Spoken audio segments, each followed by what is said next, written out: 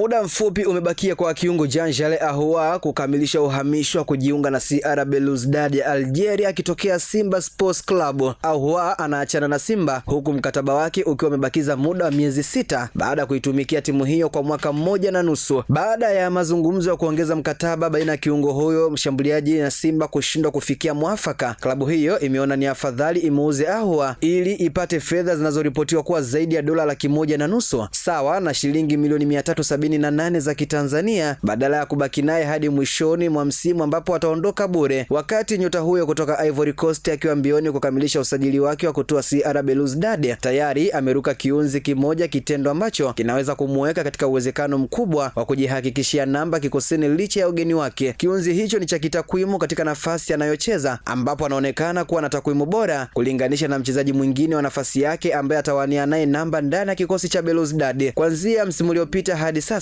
Ahoua ameonekana kumtesa Abdelmalek Kelaleche ambaye ndio kiungo pekee mshambuliaji aliyopo kwenye kikosi cha CR Belouizdad inayonolewa na kocha wa zamani wa Yanga Sead Ramovic. Katika msimu uliopita Kelaleche alifunga bao moja tu katika mechi 23 alizoichezea klabu Africaine ya Tunisia ambayo aliitumikia kabla kutua Algeria. Wakati kiungo huyo mwa Algeria akihusika na bao moja tu katika msimu uliopita, Ahoua alimaliza akiwa amehusika na mabao 25 ambapo alifunga mabao 19 na kupiga pasi 9 za mwisho. Katika msimu huu licha ya Ahoua kutopata sana nafasi katika kikosi cha kwanza cha Simba, bado ana takwimu bora kumzidi Kelaleche. Wakati Kelaleche akiwa hajahusika na bao lolote katika mechi 12 alizochezea Belouizdad katika mashindano tofauti, Ahoua amehusika na mabao mawili ambayo yote amefunga, moja likiwa ni la ligi kuu Tanzania bara na lingine ni la ligi ya mabingwa Afrika.